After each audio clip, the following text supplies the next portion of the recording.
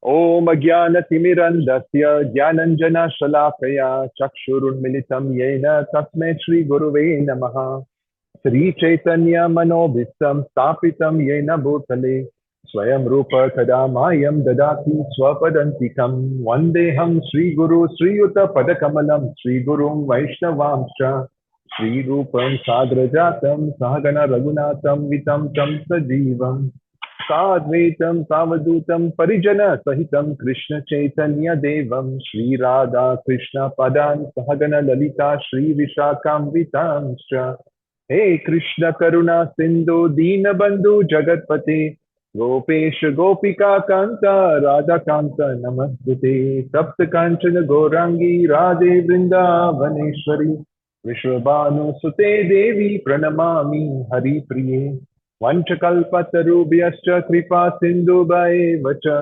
पतितानां पावनेभ्यो वैष्णवेभ्यो नमो नमः। जय श्री कृष्ण चैतन्य प्रभु नित्यानंद श्री अद्वैत गदाधर श्रीवासादि गौर भक्त वृंदा। हरे कृष्ण कृष्ण कृष्ण हरे हरे, हरे Ram Ram Ram Hare Hare.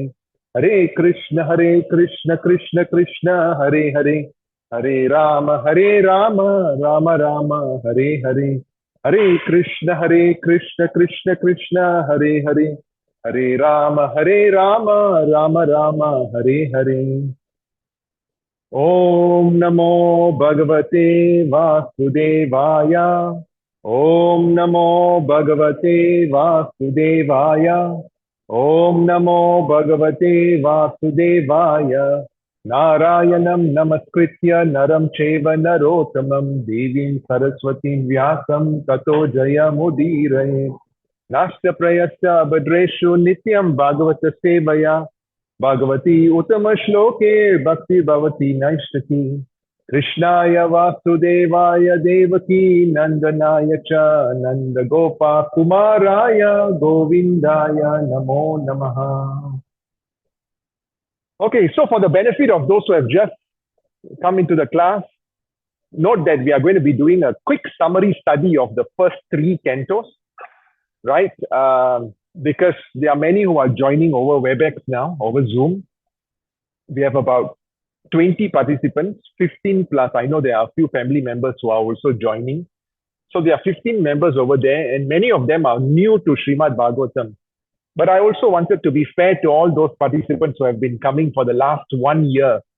Do you know for 1 year we have completed close to 2.5 cantos? We are middle of the third canto, right? For Lalita Mataji, she had actually gone up till fifth canto, but because of the last batch, we came back and restarted. But it's okay, right? It re-emphasizes whatever we have learned, etc.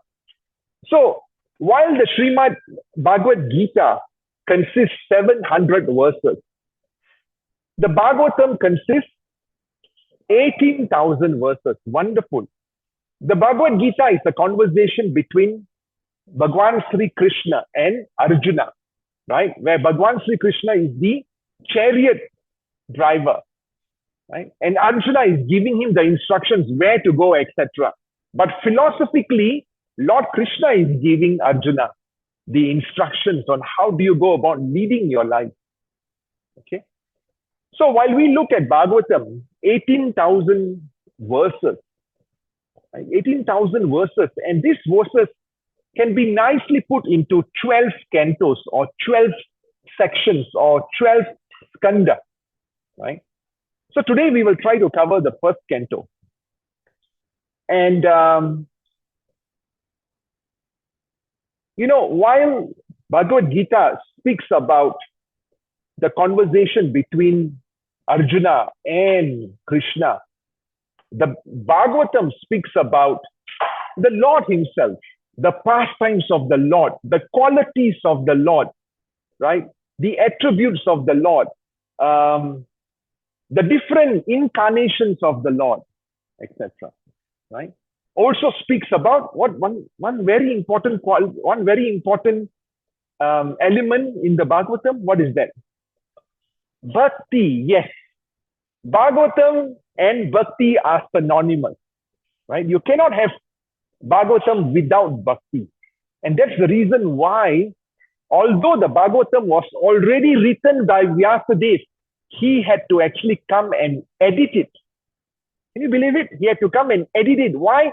Because there was a point in time when he felt that I've written the Mahabharata, I've written the Ramayana, I've written the Vedas, I've written the Puranas, the Itihasas, etc. But I still feel morose in my heart.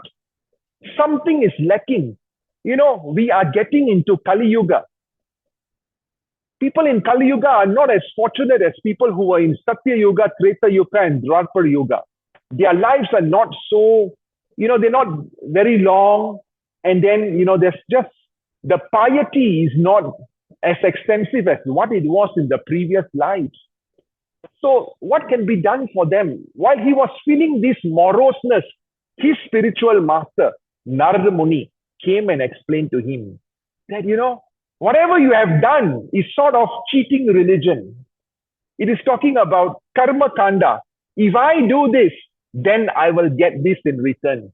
But real religion is where you are uninterruptedly, unmotivatedly doing devotional service for the Lord without any expectation.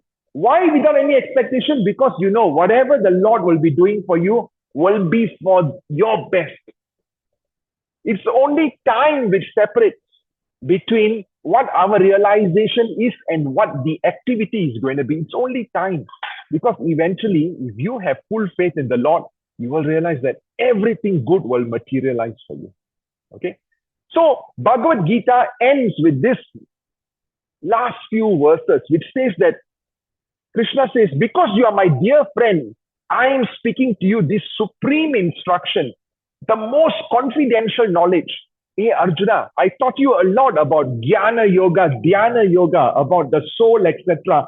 But now let me tell you, because you are my friend, let me tell you that just discard whatever I've told you. Just simply think about me. Become my devotee, worship me and pay homage unto me.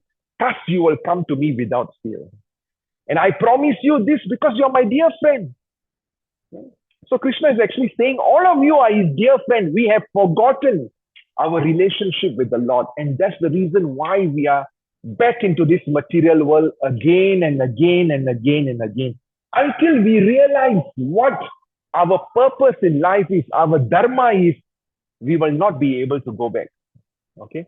So Krishna is saying very simple. Always think of me, become my devotee, pay homage to me and worship me. I know of one sadhu. He says that, always thinking of Krishna may be difficult for me. Becoming Krishna's devotee may be difficult for me. But what I can do is I can keep on paying homage to you. So you know what is his dharma? On a daily basis, he just goes around Govardhan doing Dandavat Parikrama. He says, let me just pay homage. Krishna says 4 things you do, no? Think of me, become my devotee, pay homage to me and worship me. 3 maybe I cannot do well, but at least 1 I can do. The Dandavat Pranam. Okay. So, Krishna then says, abandon all varieties of religion, right? And just surrender unto me. Know for sure that I will take care of you. So that's where Bhagavad Gita stops. And the Srimad Bhagavatam Mahapuran then starts. Just give me a minute. Let me close this.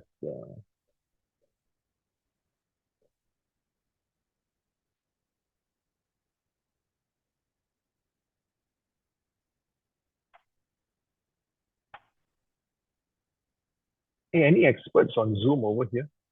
I need to remove this burger from here. Huh? It's not coming there, is it? Or only on my screen over here? Huh? Okay, that's fine. Okay. So now we will start off by speaking on the chronology of Srimad Bhagavatam. It's important for us to understand. Okay, in the event that you all are feeling a little sleepy, Prabhuji, please bring the tea for them. Okay.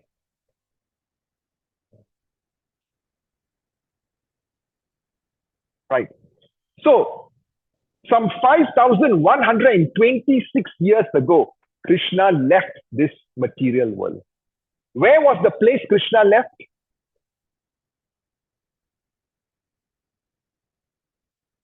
Louder, louder, Prabhu. Sorry, I put this on. I can't hear.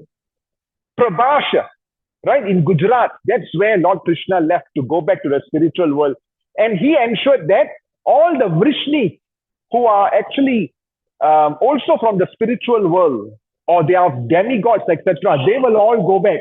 How did the Lord do this? He orchestrated a fight amongst themselves so that they kill themselves and all of them go back, right? Because they were all so powerful. And there's a high tendency that when you are powerful, the ego factor is going to be very, very high. So Krishna says, let me return with all of them back. Okay, so all of them left some 5,126 years back, right? When did it happen? Before Christ, 3,000 years before Christ, right? The Lord departed, right? And when the Lord departs, that is the time when Kali Yuga starts. Okay, Kali Yuga starts. So, in our last 3-4 classes, we learned that while Krishna was going to depart, he ensured that all the Vrishnis, they all returned back, and only Uddhava was left, right? So Uddhava left. Uddhava approached Krishna, please take me along. And Krishna says, no, I'm going to recite the Uddhava Geet to you, and you bring this knowledge to whom? The sages in Badrika Ashram. Okay, right. So the Lord instructs Uddhava, and Uddhava then brings this knowledge. But before that, Uddhava comes back to Prabhashetra, where Krishna was going to leave. Uddhava comes back to Prabhashetra, meets Krishna again, and who else comes there? Maitreya Muni, right? So for those of you who are joining virtually, Maitreya Muni is, a well-renowned sage, right? That's all you need to know, right? And he wanted to know as much as possible about Krishna, because he was going to be tasked to share this with whom? With Vidura, right? Okay, so for those of you who are joining virtually, Vidura is the Pandavas' uncle. The Pandavas' uncle, the good uncle. The bad uncle was Dhritarashtra, the blind king. And Vidura was always protecting his nephews, the Pandavas, right? So Krishna then instructs Uddhava in front of Maitreya. So Maitreya also learns, Uddhava also learns. And then what does Uddhava do? Hare Krishna. So what does Uddhava do? Uddhava then brings this knowledge to whom? To the gopis. Okay? So before Uddhava goes to Badrika Ashram, he goes to Vrindavan and he brings this knowledge to the gopis. The gopis are in separation, right? Krishna has left.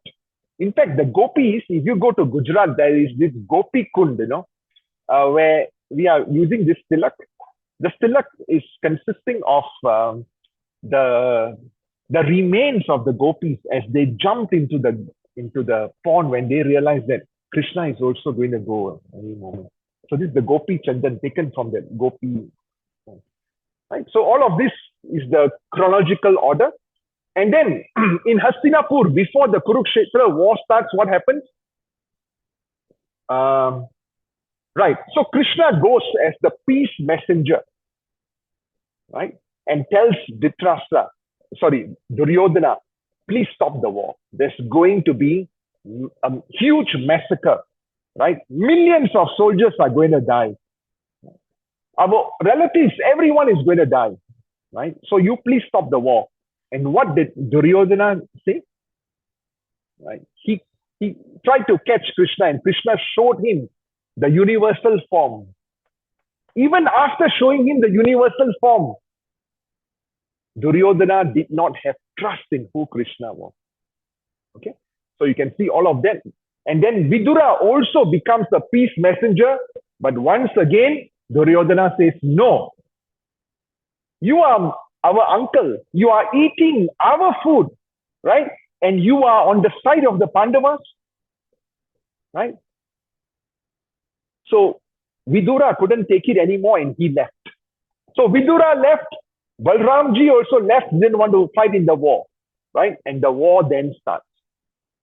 Okay, so we have learned all of this. This is a quick, for those of you who have just come into the class, this is a quick summary of what we have learned in the last few months, last 1 year.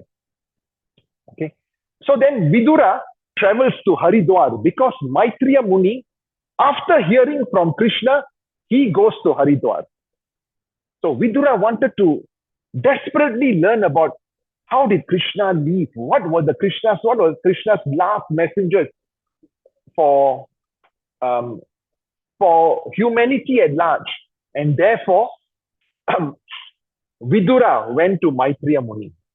Why did Uddhav, who was also there with Maitreya Muni, why did he not share all of this transcendental knowledge with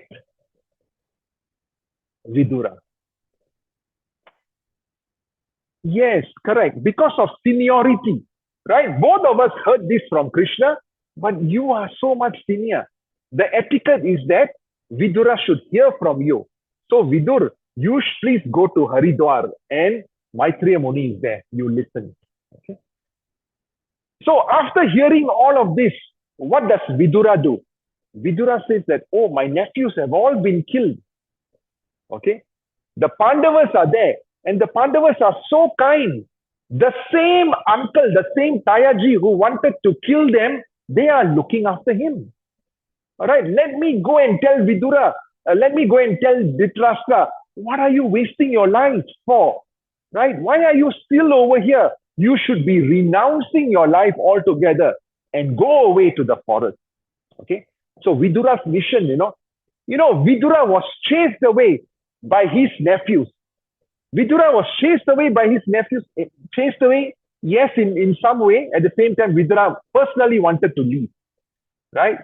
But now he's having compassion on his elder brother. Elder brother didn't do anything to stop his nephews or his son. He didn't do anything. But we look at the quality of Vidura, right? So Vidura then goes and tells his brother, let's all leave. The entire kingdom, okay, the entire kingdom now belongs to the Pandavas. Yudhishthira Maharaj is the king, right? You need not be here anymore. The next morning, let's all leave, right? Let's all leave to Badrika Ashram. So they left. Along the way, Dhritarashtra, because he had some yogic powers, he was able to, basically immolate himself, burn himself up into ashes. And Gandhari, his wife, she also joined him. Right? That's what we learn in the Mahabharata. Okay? You know where's Gandhari from? Where? Afghanistan, that's right, yes. Kandahar, Kandahar. Yeah, yeah. Where's Sumitra from? Ram's mother. Yeah, from Indonesia side, from Sumatra. Okay. All right. So now we have seen the chronology of the Bhagavatam. Krishna has left. Maitreya Muni is explaining to Vidura. Vidura then goes back and tells his brother, you have to leave. Right? Vidura joins him on the expedition out to renounce themselves, and Dhritarashtra and the wife, they get consumed by fire. So now, what happens? Krishna, after Krishna's departure, the 8 principal queens, all right, they gave up their lives. And the 16,100 queens were taken to Vrindavan by Parikshit Maharaj and by King Vajranabha. Right? So, Bhagwanji, who is Parikshit Maharaj? In relation to the Pandavas. Grandson, right? And who is Vajranabha? The great grandson. Okay. So The grandson and the great grandson bring all the queens of Krishna to Vrindavan. Okay. So they go to Kusum Sarovar and Uddhava appears there and he hears the pastimes of the Lord from Uddhava, right? So imagine the gopis have all, the queens of Krishna, right? Who were the city ladies. The gopis, who were they? The gopis were the village girls, right? The village girls, gopis used to cry to Krishna, because you are now with the city girls, you have forgotten us. Okay. So now the city girls, the queens are all coming to Vrindavan because Krishna has left. Okay. And they hear more about Krishna from who? From Krishna's childhood friend, Uddhav. Okay. So they hear about Krishna from Uddhav. Uddhav is now telling them all about Krishna, my childhood with Krishna, etc., expressing all of this. Uddhav also instructs Parikshit Maharaj to subdue Kali. So Parikshit Maharaj is now the emperor. Why? Because after Vidura, after Dhritarashtra and Gandhari go to the forest, the 5 Pandavas, after ruling for a few years, they also renounced. They also went to the forest. In fact, if you go to Badrika Ashram, you can see the villages where the Pandavas lived. And, the final steps of each of the Pandava, it's all, somehow recorded along the way to beyond Badrika Ashram. Okay. So Parikshit Maharaj is informed by Uddhav that, look, Krishna has left. Kali Yuga has set in. All right. So Kali Yuga is also represented by a person. Okay. Not goddess Kali. Okay. But just Kali. Kali is a person who represents Kali Yuga. Just like Yamuna Devi is a person. Tulsi Maharani is a person. Kali Yuga is a person too. Okay. So Kali Yuga is represented by this person called Kali. And Uddhava is telling Parikshit Maharaj, Kali Yuga has started. This person, Kali, he's becoming stronger and stronger, right? Because you are not going to be there, he's going to make life very difficult for everyone. How? Because he's going to advance meat, animal slaughtering. He's going to advance the start of intoxicants. He's going to advance the number of brothels, prostitution. And he's going to advance the cheating propensity in humans. Okay. So Uddhava tells Parikshit, you please go and stop him. Okay. So all of this will be discussed shortly.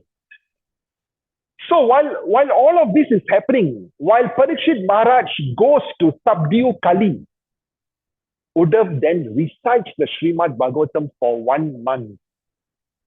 Okay.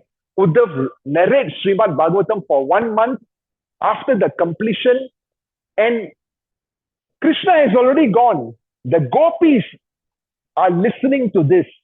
The queens from Dwaraka, they have come to Vrindavan. Uddhav is there explaining to them the pastimes of Krishna, etc. He's explaining to them the Uddhav Geet which he has heard from Krishna. And guess what? Krishna comes personally. Right? Krishna comes personally, he manifests personally, and he transforms the queens into gopis and takes them to perform aprakata pastimes in Vrindavan. So now, just imagine, the queens have come from Dwaraka. Krishna, who has left, he came back and he transforms all these 16,100 queens into gopis. Okay? Into gopis. And Krishna then gets into a transcendental pastime. Aprakata means not manifested in front of our eyes. Prakata means something which we can see. We can see a deity, etc. But the Lord's pastimes, sometimes they are aprakata, not manifested in front of our eyes. Okay? So, but Krishna, what he also does is, he reveals the pastimes in front of his great-grandson. And the great-grandson is so inspired, he then sets up the different temples to worship Krishna. For example, if you go to Dwarkadesh, Rukmani Dwarkadesh Mandir, the entire deity is sculpted by Vajranabha. Many of the deities in Vrindavan, they are also sculpted by Vajranabha. Right? But sadly, many of these deities were taken away to Rajasthan during the Mughal Empire because, those temples were being demolished, etc. So the Rajputs, who were very, very powerful, they managed to smuggle the deities out. And many of these deities are still there. For example, Radha Govindji, etc. Okay? So now, Parikshit Maharaj meets Kali personified, subdues him, wants to kill Kali so that Kali Yuga is not advanced. But Kali, he says, I'm sorry. I'm sorry. I will not advance this bad activity of intoxication, of adultery, of gambling, etc. All right. So then he says, if I stop all of this, where am I going to live? Right? I can only live where there is prostitution, where there is vice activities, where there is intoxication, where there is cheating propensity. So if all these places are closed down, what am I going to do? Right? So then Parikshit Maharaj tells him that, don't worry, you can continue to live wherever there is gold investments going on. Okay, wherever there is gold, I see it as Hare Krishna Maharaji. I see it as I think the stock markets, etc. Wherever there is, the greed will be there, and Parikshit Maharaj says you can continue to live there.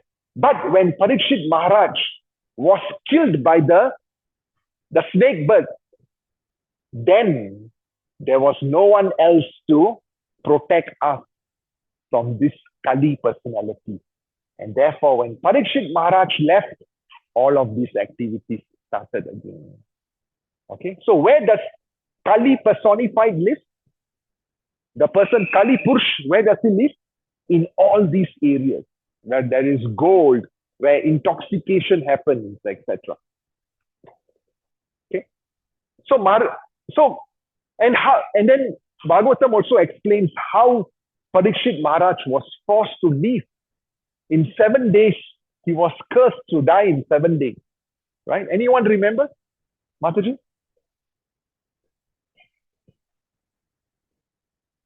Yes, correct. Yeah,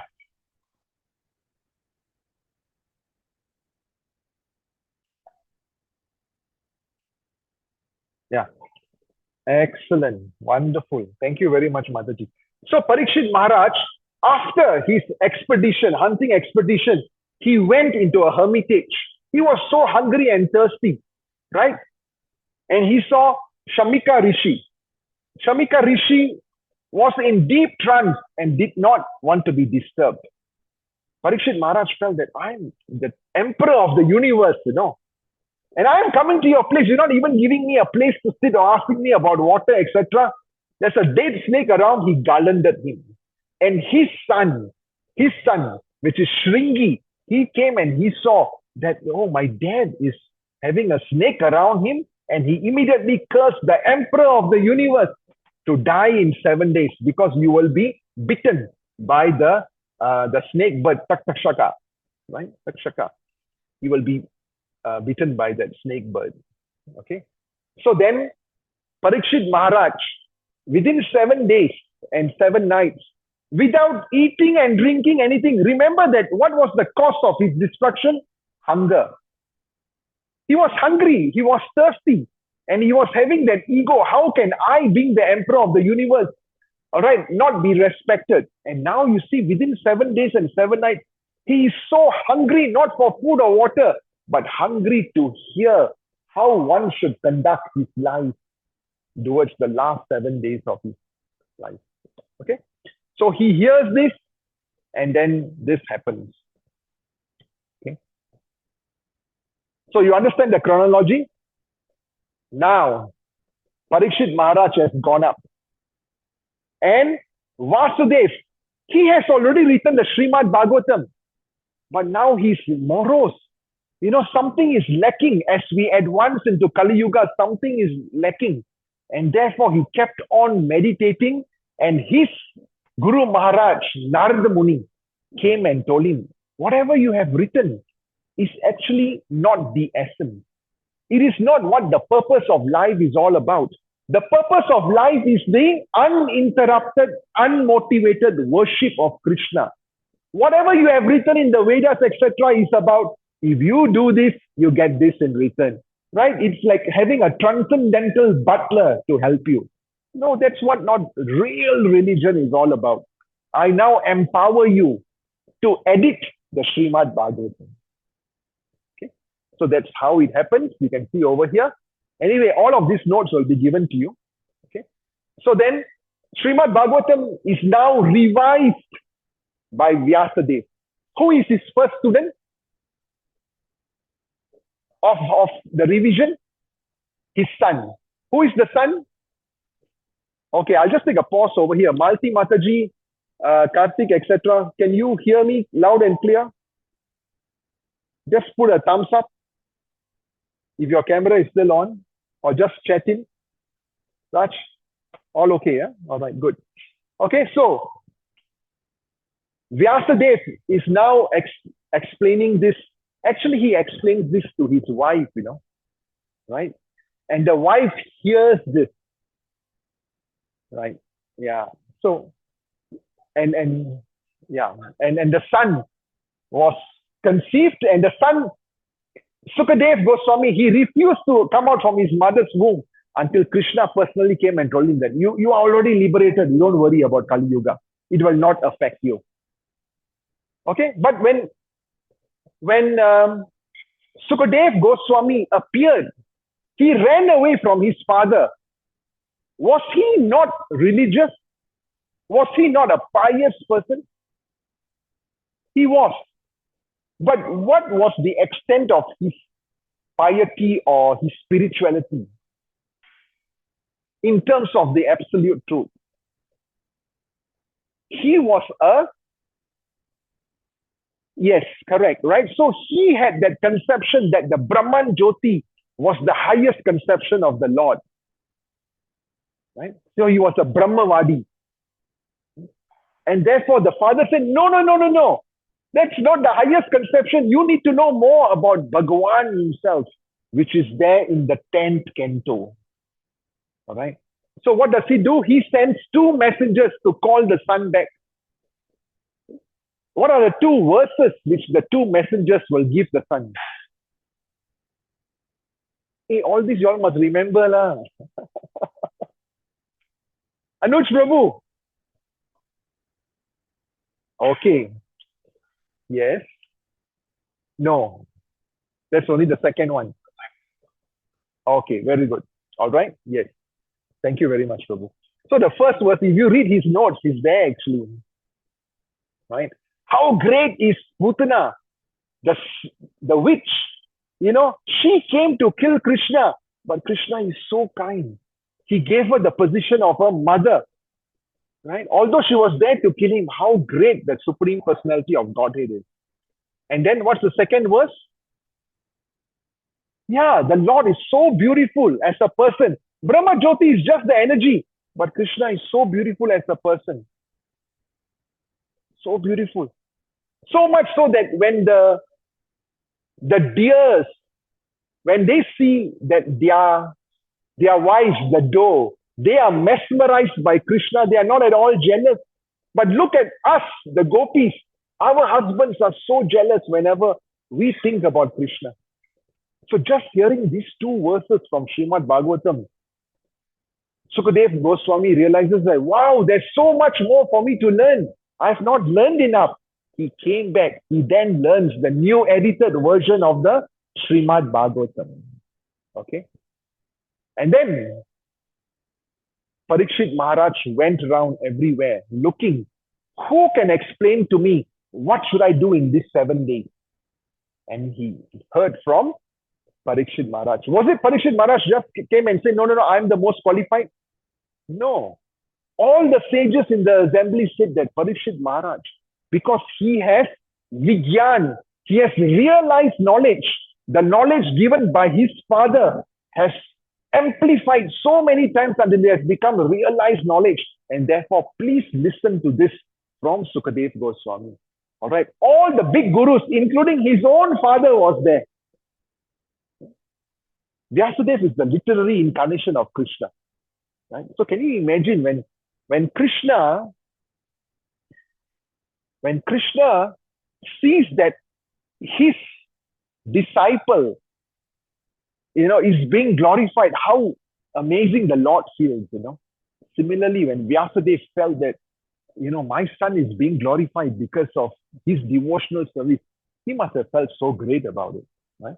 At the same time, Sukadeva Goswami was very qualified. So while this conversation is going on, all the devatas are waiting and hearing this Srimad Bhagavatam. I don't think I can finish in 2 weeks. Anyway, let's go, let's take some time. Huh? So, who is this person over here? Who is this sage who is also in the assembly? Lalita Mataji, do you remember? Who is this? Sutta Goswami. Remember, this is Sukadev Goswami without any clothes. This is Parikshit Maharaj. This is the assembly of sages. One of them is Sutta Goswami, who will then go to Lucknow, Naimishranya, and he will then recite the entire Bhagavatam back to the sages of assembly, the assembly of sages. Who is the head of all the sadhus there? Shaunaka Rishi. Hey, don't forget, this is very important. My 1 year of tapasya all go away if you guys just forget everything, Go back and look at your notes. Okay? Right? So then, we are ever so grateful to Srila Prabhupada because every household now has the propensity to have a Bhagavatam. Those days, 500 years ago, during Chaitanya Mahaprabhu's time, people used to beg, steal a copy of the Bhagavatam. There were so few copies of the Bhagavatam. All right, why? Because it was handwritten. Totally handwritten. And now everything is available, even on your PDFs, on your iPad. Okay? Why? Because of one person, one Acharya. Okay? All right. So now, let's look at the 10 plus 2 cantos, the 12 cantos of Srimad Bhagavatam. What is the coverage? The first one speaks about adhikar. What is adhikar? The right. Do you have the right to learn the Bhagavatam? Okay. The qualification. What is the qualification to approach Srimad Bhagavatam? We learn from whom? We learn from Queen Kunti, from Uttara, from Arjun, and most importantly from Bhishmadev. Very good, Shalini Mataji. The second is about sadhana. What can you do to attain bhakti? The third canto is about, remember we learned sarga, all the elements coming in from Krishna, and then the fourth canto is visarga, which is Brahman becoming the secondary creator, how he mix and match, right? With whose energy? Yes, Krishna's external energy or Maya Devi, Durga Devi's energy. Okay. Then the fifth canto is the planetary system, the 14 planetary system. We are in the middle. The highest is Satya Yoga, Satya Loka. All right. Then comes the lowest. And beyond the lowest are the hellish planets. Okay. Then the protection and the mercy of the Lord. This will be like, the pastimes of Prahlad Maharaj, etc. Then the creative impetus, how creation happens further. And then the change of Manus will be in the 8th canto. And then the ninth canto is about the incarnations of the Lord, a bit more detail. The 10th canto is the face of the Lord. The first canto is actually the feet of the Lord. All right. Progressively, it goes up, up, up, up until 10th canto is the face of the Lord, which is the Ashraya, which is all the pastimes of Krishna. Okay. 9 is about mukti. How do you come out of this material world? Uddhava Gita is there. And 12 is about the final dissolution of this material world. At the end of it, the coming of Kalki Avatar is explained, all of them. So this is the entire 12 cantos. Okay. Okay, let's take a break. Any questions? I'll now open up to see if you all have any questions. You can. Anyone has a question, you can raise your hand virtually.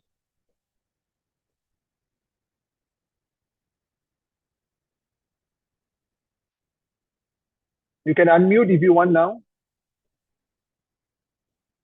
Hare Krishna Prabhuji. Kandari from which country, Prabhuji? I allow you to unmute. No questions? Chitra Mataji, any question? Hare Krishna Prabhuji. Kandari from which country, Prabhuji? Actually, I can't hear you. Gandhari is from Afghanistan. Actually, it's India only, the extension. The entire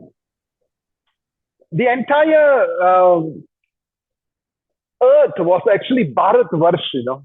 It's beyond just India, right? Therefore, even so, if you read the Ramayana, the two sons of Ram, one was asked to go to the north and one was asked to go to the south, right? So, if you go to the African countries, they call themselves the Kushite because they are descendants of Kush, right? So the entire, if you go to Canto number 5, all of this is actually explained very, very nicely. Okay? That will take another 1 more year before we reach there. Any questions, Deepa Mataji? Okay, shall we have a short prasadam break? I can see all the faces are overwhelmed with this chronology of the Srimad Bhagavatam. Okay, for those of you at home, you can take a 5 or 10 minute break and then we will come back. Now we will go deep. We will go into the first chapter of Bhagavatam. What I've actually discussed in the first 50 minutes was just the entire chronology. Okay. Thank you.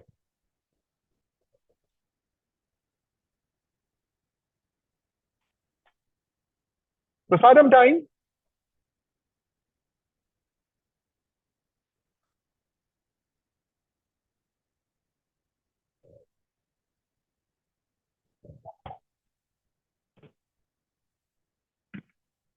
I made some sweet today, a little bit different ingredients. Hope you like it. For those of you at home, sorry, I can't parcel the prasad to you. I've got some chats over here. Let's see the chat. Sonia Mataji, Hare Krishna, Shefali, yes, can hear clearly. Want to go? Hare Krishna, Prabhuji. Kandahar, very good, Sonia, well done. Missing the prasadam today. Yes, Malti, at work. All right, no problem. Hare Krishna, Prabhuji.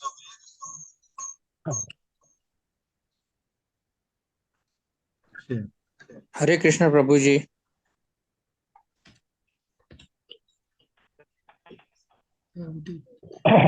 Yes, Prabhu.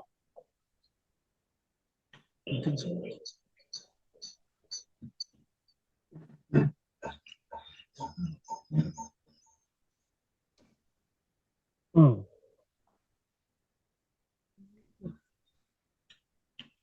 Krishna, Prabhuji.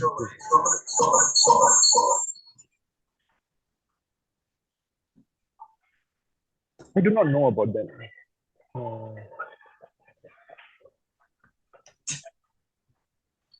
Just a minute.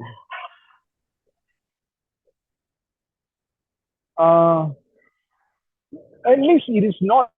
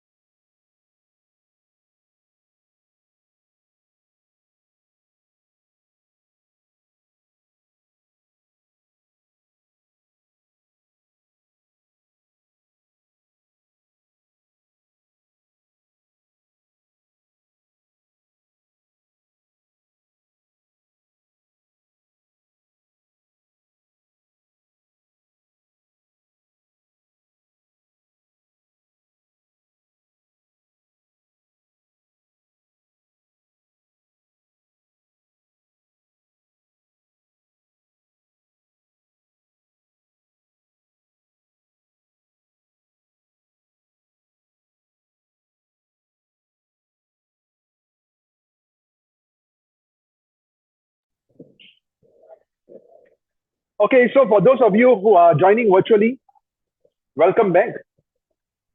So now we will dive. Oh, there's a question here. Just a minute. Please show us prasadam so we can partake in the sweet glory. Wow. So this is a prasad. Yeah, it's suji and two of this round dosa, some dates. You could not hear me, I think. Okay, one new message.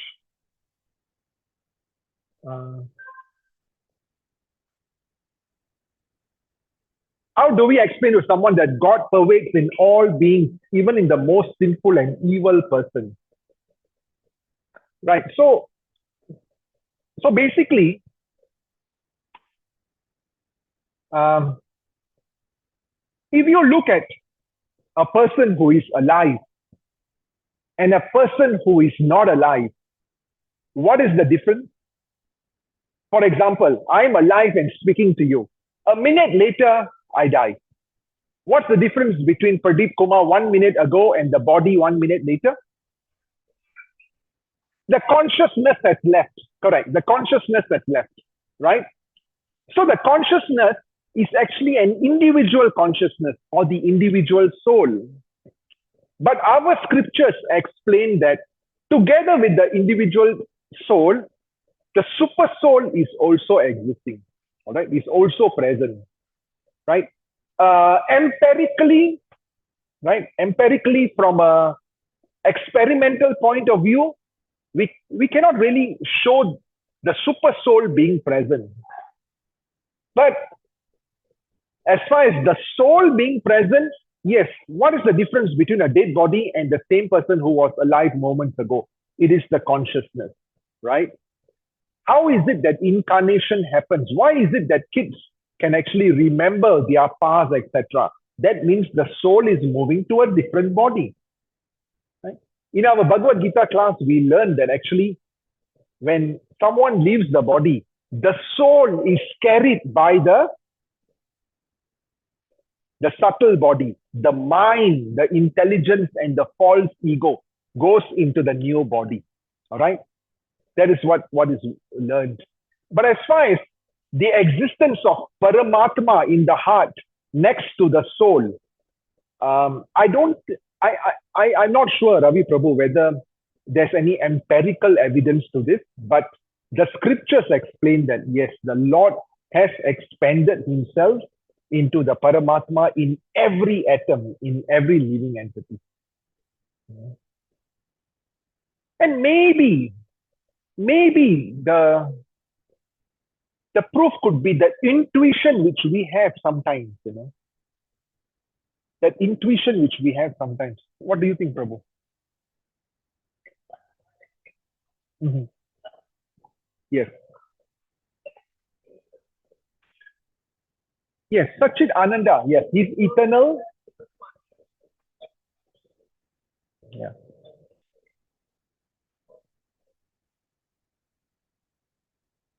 Okay. Yeah. Yes. Yeah. So only the scriptures explain this to you. Yeah. Only scripturally, but empirically we cannot. Yeah. Okay. So let's move on. So now we are going into Canto number 1. The first 3 verses are very, very important because it explains what is the purpose of life, what is this Bhagavatam for, etc. Okay. So the first 3 texts are really very, very important. They are like a prelude to the entire book. There's another question which came in, is it? Okay, that's all right. So everybody can hear us, right? Yeah, okay, good. So we will, let's read the first 3 verses. I think they are very important. At least we are starting off by reading the Sanskrit, okay? You can just recite after me. Om Namo Bhagavate Vasudevaya. Janmadyasya yato nyavyath itarata Kartes abhishna swarat Janmadyasya yato nyayat ikarata Chartes abhishna swarat Tene brahma hrideya adi kavaye Muyanti yat suryaha Tene brahma hrideya adi kavaye Muyanti yat suryaha Tejo vari mridam yatha vinimayo Yatra trisargo mrisha Tejo vari mridam yatha vinimayo Tatra trisargo mrisha Damna svena sada nirasta kuhakam Satyam param dhimahi Damna svena sada nirasta kuhakam Satyam param dhimahi. So this is the first verse of the 18,000. Oh my Lord, Sri Krishna, oh son of Vasudeva. Again, this is the edited version of Srimad Bhagavatam. After, what happened? Narada Muni came and gave Vyasadeva that additional realization that whatever you have done is not sufficient. Because you have not spoken about devotional service to the Supreme Lord being the most important. Okay. Oh my Lord Sri Krishna, oh son of Vasudeva, oh all-pervading personality of Godhead, I offer my respectful obeisances unto you. I meditate upon Lord Sri Krishna because he is the absolute truth and he is the cause of all causes of creation, sustenance and destruction of the manifested universes. He is directly and indirectly conscious of all manifestation and he is independent because there is no other cause beyond him. Okay? There's no other cause beyond him. He is the only one who first imparted the Vedic knowledge onto the heart of Brahmaji, the original living being. From him, even the great sages and devatas are placed into illusion. We saw how Brahmaji, how Indra, right? And one is bewildered by the illusory representation of water seen in fire or land seen on earth. So the entire world is like an illusion, right? Only because of Sri Krishna do the material universes, which are temporarily created by the reaction of the three modes of nature, they appear factual, although actually they are unreal.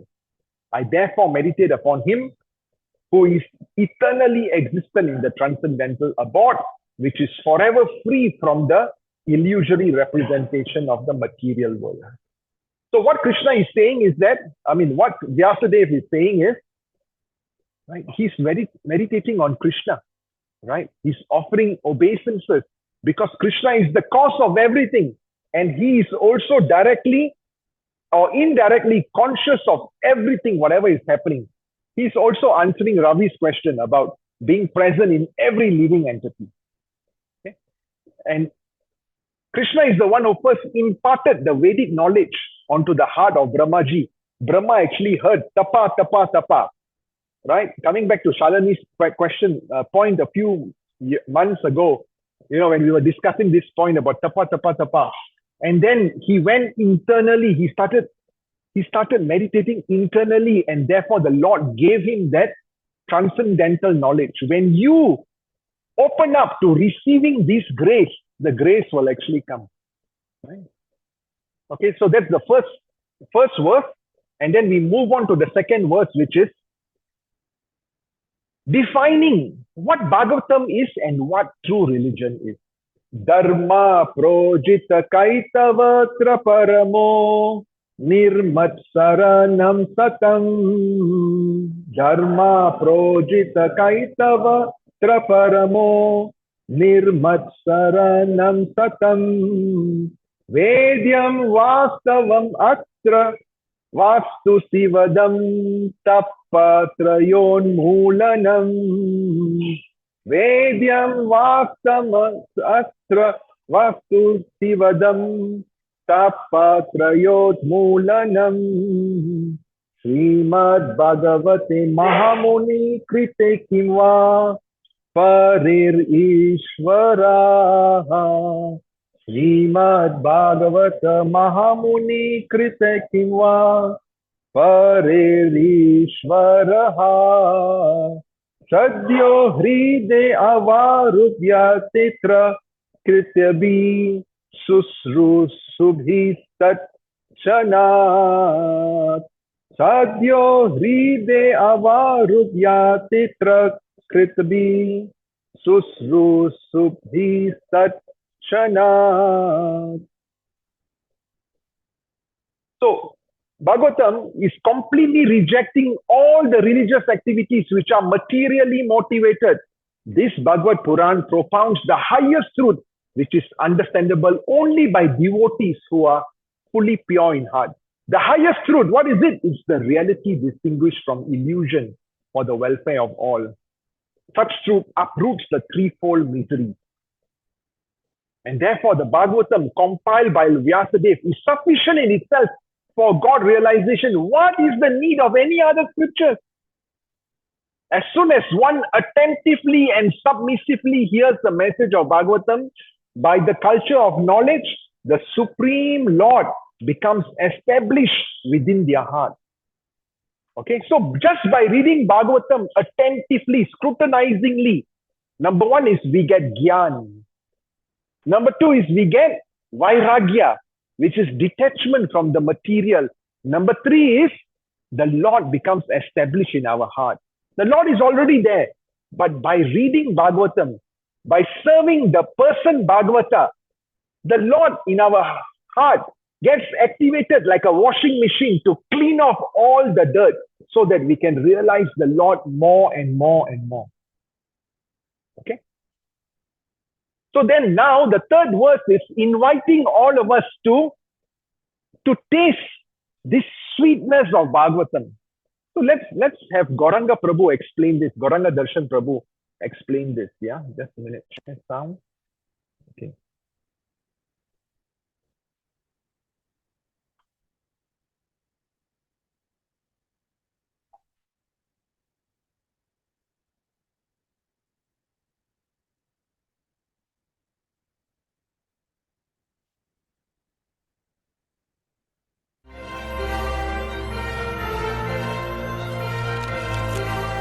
I don't know why it's not. Anyway. Okay. So the third verse says, O expert and thoughtful men, relish Srimad Bhagavatam, the mature fruit of the desired trees of Vedic literatures. It emanated from the lips of Sukadev Goswami. Remember that Srila Vyasadeva compiled this at his ripe old age. This is version 2.0. Version 2.0. No, that's not all. Sukadev Goswami then had better realizations. So it's actually version 3.0. Right? So, you know, when you have a fruit in a mango tree, a mango fruit, if you were to pluck while it is raw and you ripe it, versus when the fruit is up in the tree and it ripes by itself, it's a different taste altogether. And can you imagine when a parrot comes and just bites that ripe fruit? Okay, it even becomes sweeter, right? This is somehow naturally, you know, Mother Nature has done this. When the parrot just comes and bites a little bit, it becomes even sweeter. So what the third verse is explaining is, can you imagine? This is already version 2.0, and Sukadev Goswami, he makes it even sweeter with his realization. Okay, it becomes even more tasteful, even more nectarian. Right? It was already so relishable, but now it becomes even more nectarian because of Sukadev Goswami. Okay, and it's like relishable for all, including the liberated souls. Okay, good. So we have done the first three verses. Now we can really run like a bullet train. So Bhagavatam explains what are the characteristics of age of Kali. The people in the age of Kali. Remember, Kali as a person starts Kali Yuga. All right? And therefore, he is propagating. What is he propagating? Meat eating, intoxication, illicit sex, gambling. All right? And wealth in the form of gold, etc. You know, being attached to it. Having gold is okay, no problem. But being attached to it, that is the problem. Okay? So, what are the characteristics of people in Kali Yuga? Number one, short lifespan. Not like those days, right? Number two, they are quarrelsome. For the slightest thing, they will fight, right? And number three, they are lazy because they have got no purpose. You know what is the best alarm clock? The best alarm clock is a purpose. When you have a purpose in life, you will wake up in the morning being invigorated and full of energy because you want to live that purpose. People in Kali Yuga, they have got no purpose. What is their purpose? At one point, it was 3 C's: credit card, car, and condo. Now I do not know what has happened in Singapore. You know, that's their purpose. And then at the time of death, they don't take anything along with them.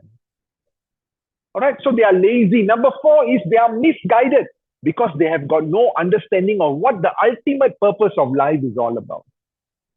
And they are unlucky. And finally, they are always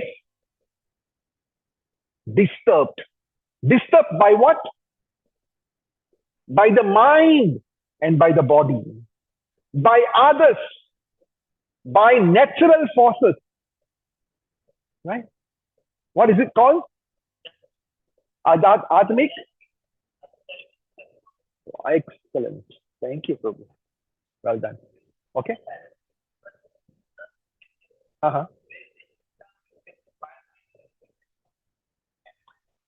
Yeah.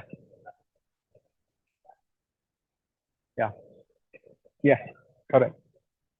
It's exactly. Yeah. Okay. And the mind and the body, that's very important too. Yeah. As we age.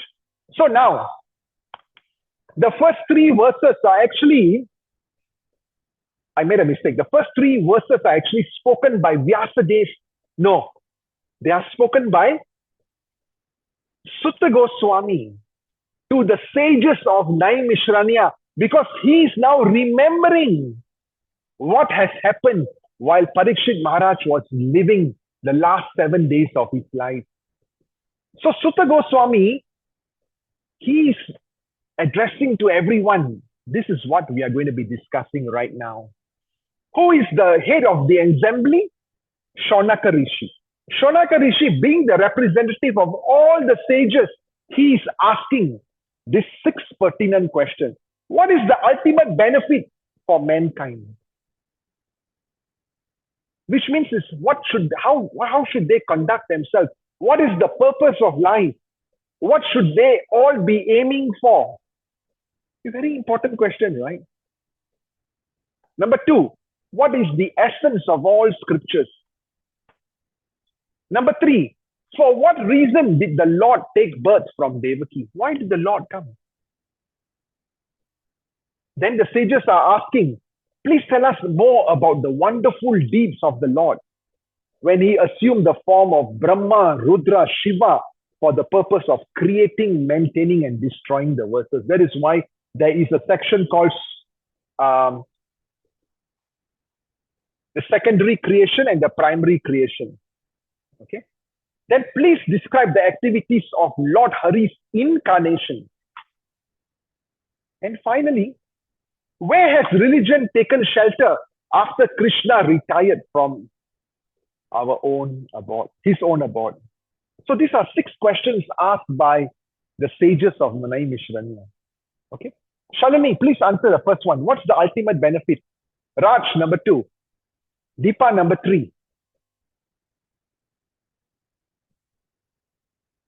What's the ultimate benefit for mankind?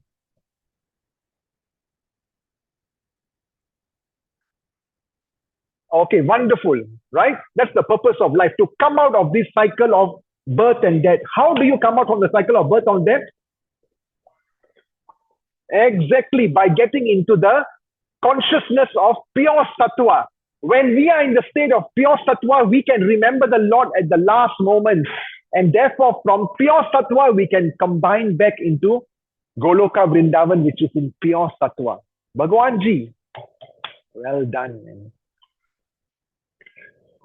Okay, let's go on. What is the essence of all scriptures? What is the essence of all scriptures? Is it I pay $10 so that my daughter can get better in PSLE? What, Satya Mataji, is the essence of all scriptures?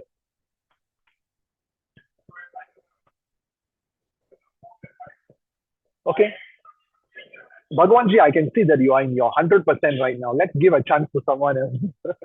Satya Mataji, what do you think is the essence of all scriptures? What is, if you look at the entire scriptures, if you funnel, filter it until it comes to just one stream. Exactly.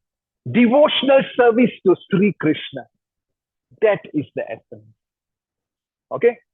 Why did the Lord take birth from Devaki? Mataji? Exactly. Yes, to reclaim the devotees back to the spiritual world, because they have forgotten what is the goal of life. They have forgotten that they all belong to the spiritual world. Wonderful. Thank you, Bhagwan. Thank you, Satya Mataji, and thank you, Deepa. All right. So now let's look at this a little bit deeper. So this is a summary. So as what Bhagwan said, what's the highest good? What is the highest goal of life? To develop love of God through bhakti. What's the essence of all scriptures? As what Satya Mataji said, devotional service to Sri Krishna. Over here it says devotional service, but she was much more detailed and specific. She said devotional service to Sri. Why are you all running away? That's her program, and you? Okay, can. Just joking. And then the purpose of Krishna's appearance. Thanks a lot for coming, yeah? To reclaim people in the mode of goodness, right? So we have learned all of that. Then the fourth question, please explain about the Purusha avatar. Easy. Lila avatar. So who are the Purusha avatar?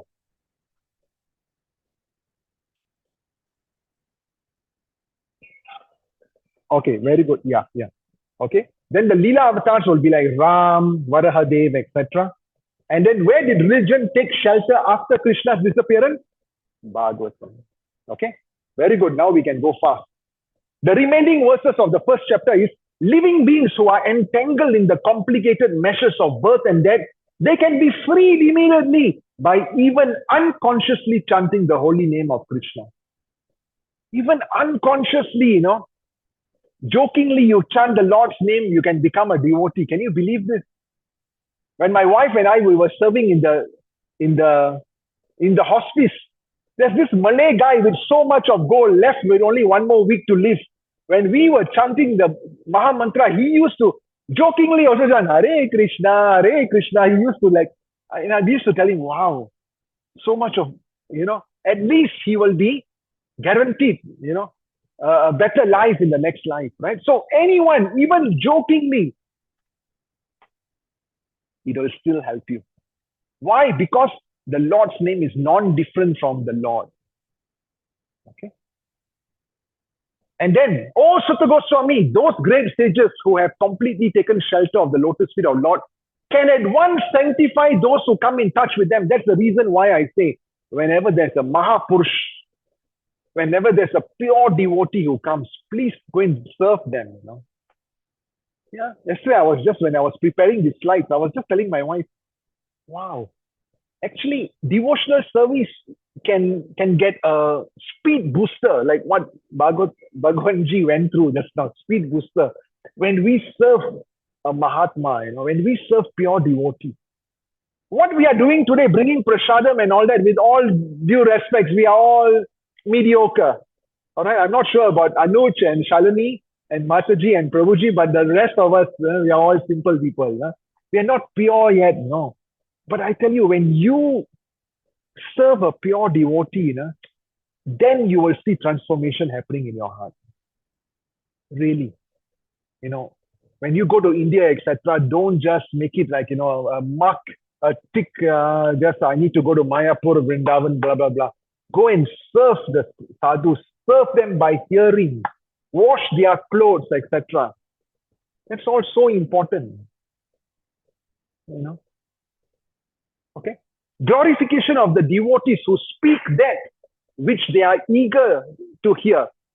Okay. Being infused with Krishna Shakti, they can give you Krishna because they have seen Krishna. They have realized Krishna.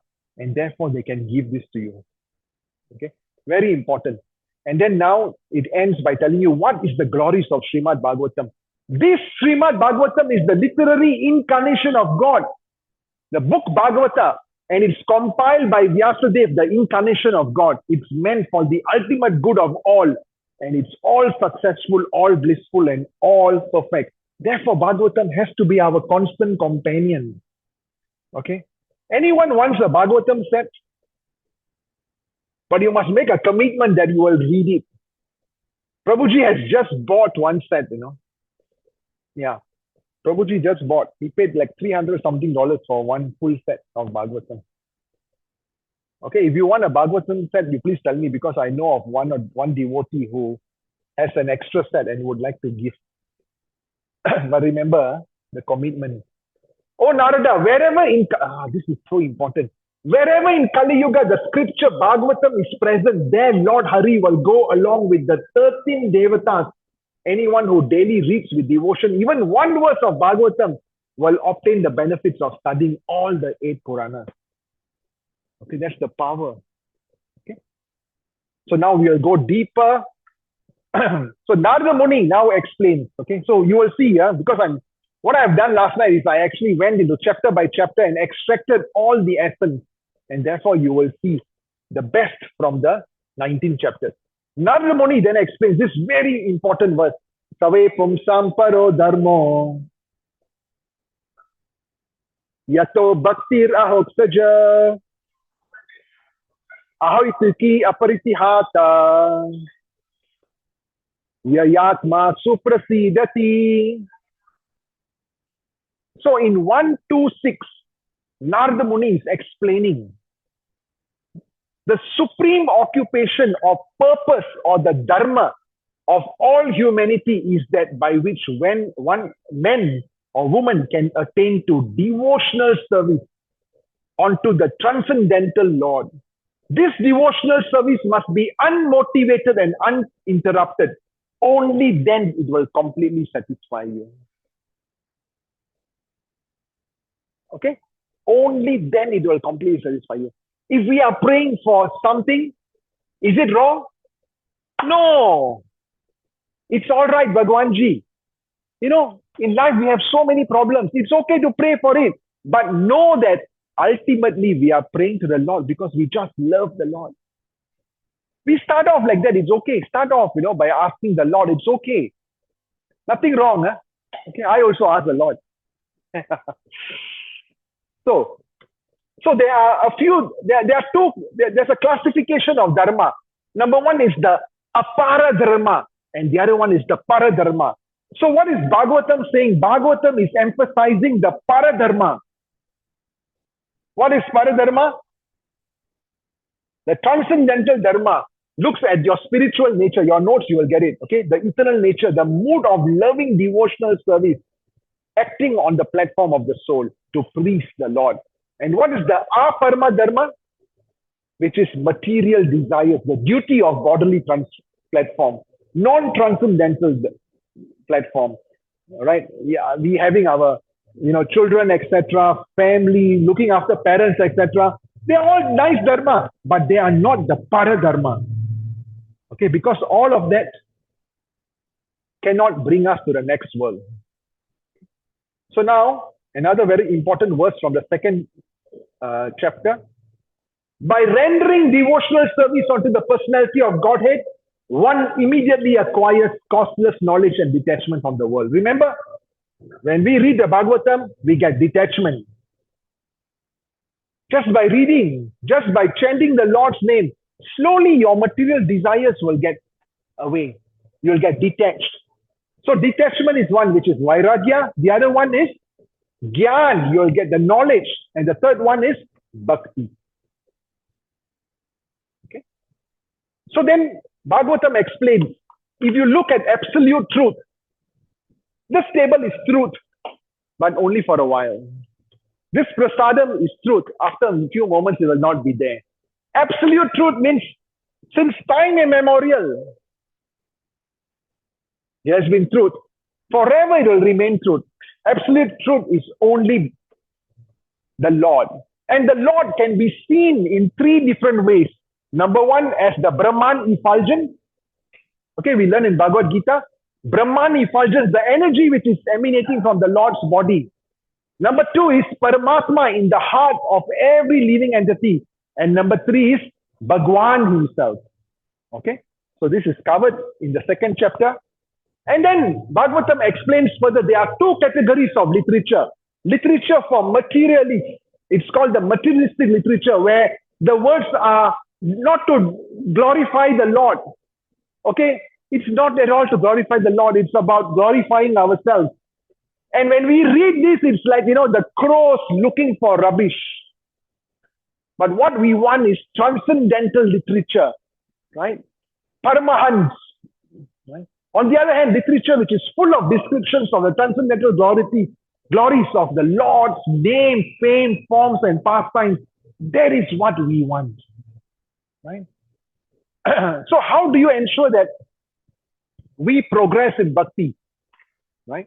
One who has forsaken his material occupations to engage in the devotional service of the Lord may sometimes fall down while in an immature stage, yet there's no danger of being unsuccessful. Sometimes while we are progressing, Maya is very strong. The allure is very strong, We may momentarily fall, but the Lord is very, very kind. The Lord has got such a big heart. He's willing to forgive all that small little falls which we have. Okay? So that's why in the Bhagavad Gita, bhakti is the best investment scheme. Even if I'm doing bhakti, devotional service to the sadhus, to the Lord, etc., if suddenly I leave my body, it's okay. I will continue from where I've stopped. Okay? Everything else goes into zero. Ambani's wealth gets into zero from his next life. He cannot bring along any of his wealth, but he's smart enough and therefore he's engaging in a lot of devotional service too. Okay. So now, remembrance of the Lord, how it cuts the knots, okay, or bondage. Let's look at this. When we remember the Lord, when we chant the Lord's name, when we read Srimad Bhagavatam, when we engage in devotional service to the Supreme Lord, when we serve the pure devotees, all the knots which tie us to the material world, the knots in the form of attachment to enjoyment, our vulnerability to the promise of pleasure, okay, all of this will slowly, we will realize that, what are we doing? The taste will not be there for all of this, okay? And how do you overcome this? By the process of purification of the heart. We need to scrub our hearts out. How do you do that? The Lord will actually do that. The Lord will become the washing machine which cleans our hearts. When we chant the Lord's name, when we hear, etc., the 9 processes. So what does the remembrance of the Lord do? Scriptures explain. It gives you higher satisfaction. It gives you the wisdom. And it frees us from the captivation and the indulgence of the lower desires. So this is what bhakti can do. It's an automatic process. It's not that you force yourself from coming out of this material. No, it's just automatic. Because remember, when you force yourself to take away something from you, when nobody is seeing, we will go back to it. Yeah? Okay. But why do we lack a taste for the process of hearing? Why do we lack a taste for chanting? Why? Yes, okay. Coming from the past, right? But let's say now I bring you to the Hare Krishna Mandir, I give you prasadam, etc. You are like fired up, like Bhagwanji. Tomorrow you go back to your workplace and everything will die off. Why does it die off? There are some real solid reasons. And yesterday while I was preparing the slides, okay, many of these slides are cut and paste from other devotees, okay, who are so realized. And while I'm preparing this, I realized that, my God, these are like really solid model answers. Model answers are one thing, but we need to internalize this. Yeah. Let's look at this. This is really important. Why do we lack a taste for the process of hearing? Why is it that 600 people have actually come for our classes, but only 40 are remaining today? Either they have become Mahapurush, okay, or, actually, there is also a disclaimer, Your bhakti actually also depends on my purity. Really. If I'm not pure, I cannot expect you guys to be pure. Because if the fire is in me, automatically you guys will also get that fire. Yeah? Yes, that is the power of association, no? Because I lack it, and therefore everybody is mediocre.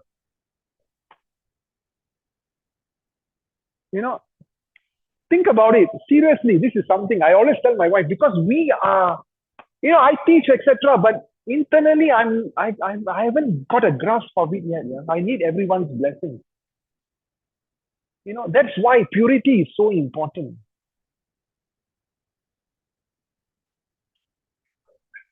No. Yeah. Mm-hmm. Mm-hmm. Yeah, the intent is there, but the heart is telling kal dekhi jayegi. Yeah. Okay, never mind. Let's cover that, because I know that is very important. Right? So, for example, when my Guru Maharaj speaks, tell you, we all feel so much of energy, etc. And we become like, we want to become devotees of the Lord. That purity is so important. The reason why I'm sharing this with you is that I have failed, but I do not want you guys to fail. Yeah? You all take this up seriously, so that when you discuss this with your children, etc., they will become nice devotees. Okay? We try. Yeah? No, Prabhu, this is all... Okay, never mind. Let's go on here. No, Prabhu, No, let's focus on this. Internal purity of every one of y'all is so important. Really, talking is one thing, but that purity has to be there. Really, I urge all of y'all to take this very seriously.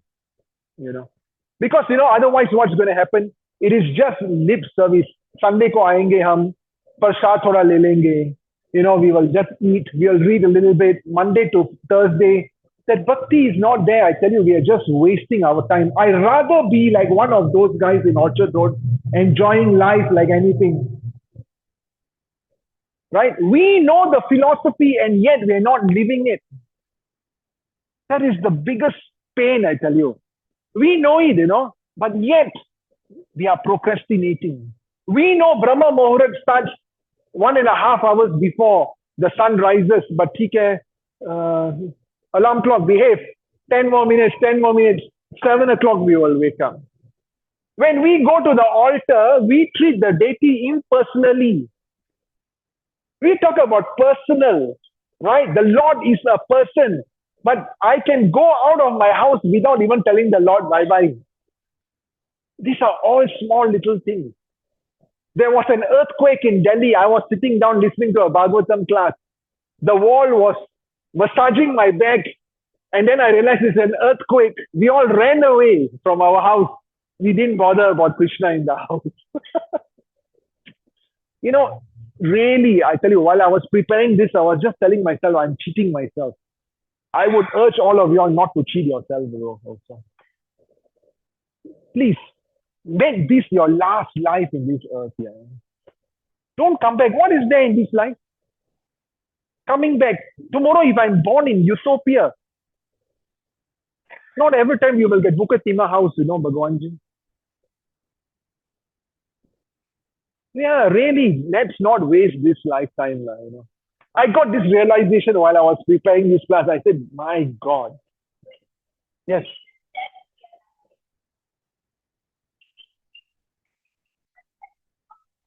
Correct. But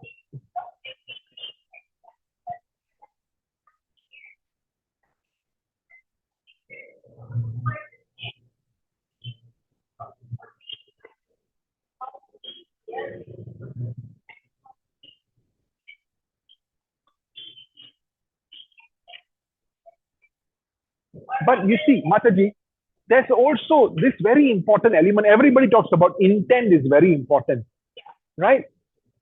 Okay, there's a dirty kurta. ठीक है, वो दिन आएगा जब ये कुर्ता साफ करके हम पहन लेंगे, right? कब वो दिन आएगा? I need to go to the kurta. I need to soak it, right? So we can continue to tell ourselves, wo din aega. But I tell you, how many lifetimes have we gone through because of this? Take that clear intention. Prabhupada sacrificed his life at the age of 70 to go to the Western world. He reached there, he saw snow. He said, "Ye kahan aa gaye, yaar?" He didn't even know the concept of snow. He sacrificed so much. Why? So that we all will actually learn this. Don't let it, don't let it just go. Yes.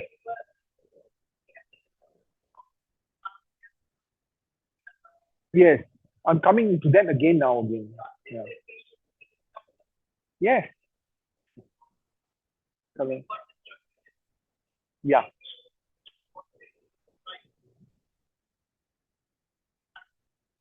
Okay. Wonderful. Wonderful. Okay, so what is actually stopping us from chanting? What is stopping us from doing devotional service? What is stopping us from reading? Let's look at this, okay? So our gurus have actually put down Tattva Vibrama, Aparat, Asat Prasna, and Hriday Durlabhya. These are 4 categories of activities which are pulling us back to this world. Let's go to Asat Prasna, okay? Worldly enjoyment, right? Worldly enjoyment, wealth, luxury. How can I give this up? No, Krishna is not saying you give up. Bring bhakti into this, right? Heavenly enjoyment in the form of, birth in a heavenly paradise after death, etc. So you see, even Queen Kunti says that, oh Krishna, you cannot be realized by those who are, unless you are materially exhausted, okay? So those with supernatural powers, they also cannot get bhakti. They are happy with what powers they have, all right? Aparat, what is the aparat we have? While I'm chanting, for example, I'm thinking about my office work. I'm connecting the dots about my office, then I write down, oh, I'll do this in my office today. That is Nam Aparat. Nam is non-different from Krishna, isn't it? The name of Krishna is non-different from Krishna. So when we chant, it should be like what, not having the mobile phone.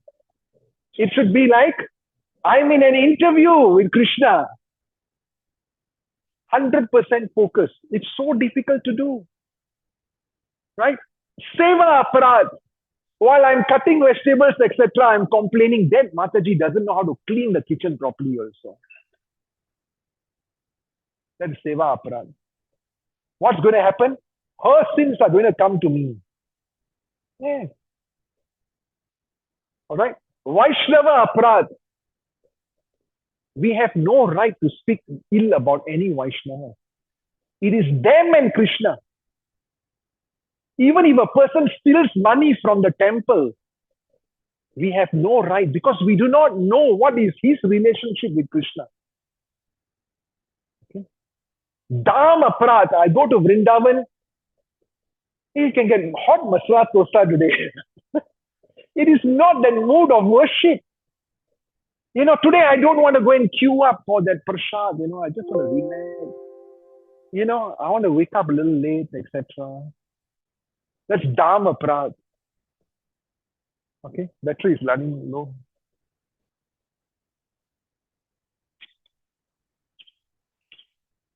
Okay, so all of these aparads will make it difficult.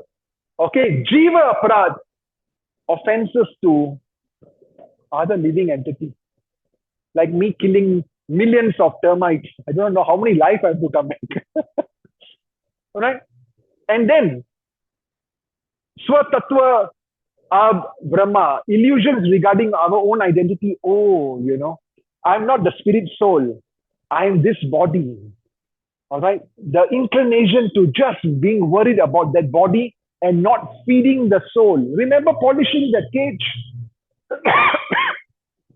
Okay, Sadhya Brahma, which is illusion regarding the process of prema, bhakti, etc. So when you get these notes, just look at this. There are 4 real major classifications of why we do not get a taste of chanting. Maya, yes, her role is to ensure that you remain here. It's all too much of Maya. But is there chant? Of course there is chant. You already have that sukriti, otherwise you will not be here. That sukriti could have come from your past life, or you may have met a sadhu, right? And that sadhu could have given you that sukriti, or something in your past life which allowed you to come and listen to Bhagavatam. Huh? Mercy, that's right. The sukriti is that mercy, from a sadhu or some activities. Otherwise, you will not come there. Okay, so when I give you the slides, please just go on this one. And internally, just write down a reflection journal for yourself. I don't want to be a hypocrite by telling you that, you guys need to do this. I don't know. All of us, you're all really bad here. Okay. Your favorite topic. All right. So that adau shraddha, that faith can only come if you all have that sukriti, that mercy. And then as you go further and further, when you have that association of sadhus, devotees, then that bhakti lata beach will start growing.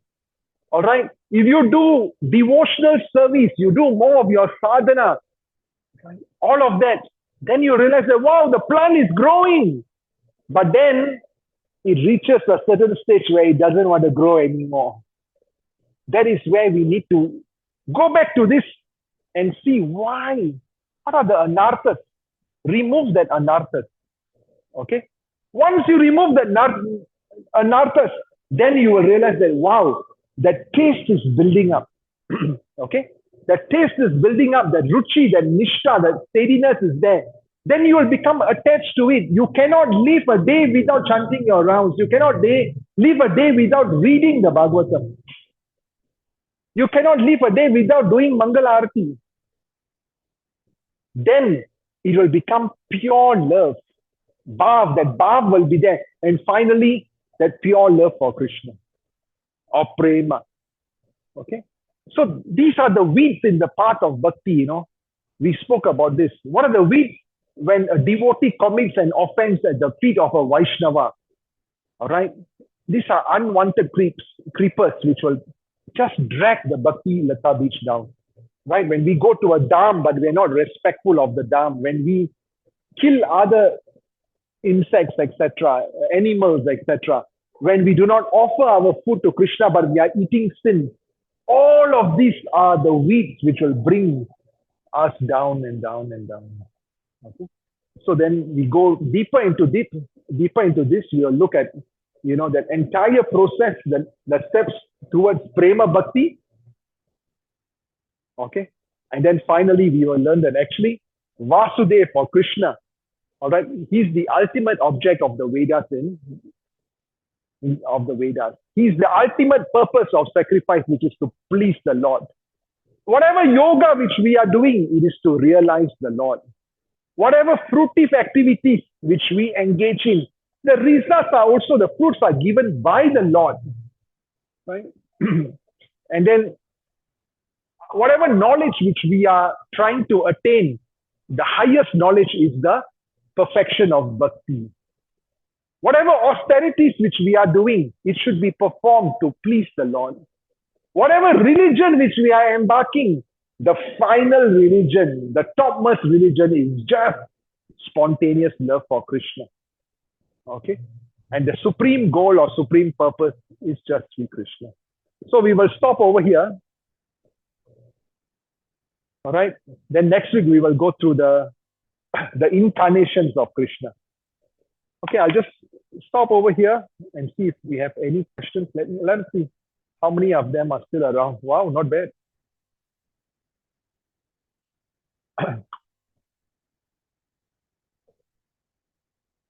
Any questions? Anyone would like to chat in? Any question? What about over here? Yes, one question. Yeah. Can you read out, Raj?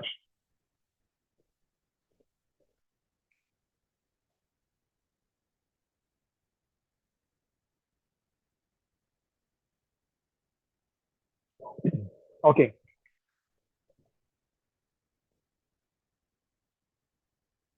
No one is ever asking you to leave the home. You know what? That is escapism.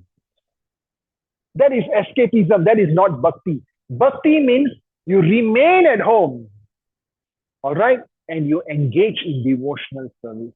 Whatever activities which you are doing, you dovetail them towards Krishna. Okay? I have a god sister, Chinese lady. Okay?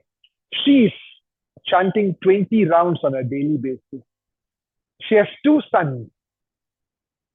And she has to cook meat for her family every day. She says, that's my moral obligation. I have to do this. This is my moral obligation to my family. I tried my very best to make them vegetarians. No. So what does she do? She, with gloves, she'll be cutting whatever meat is already there. She'll prepare for them in a different kitchen. And then she has her kitchen for Krishna. She tells Krishna, I'm sorry. But she doesn't stop her chanting. She doesn't stop her serving of her family members. That is what Grihastha life is all about. You don't run away. That is escapism. You know? No. That is the best example I can think about.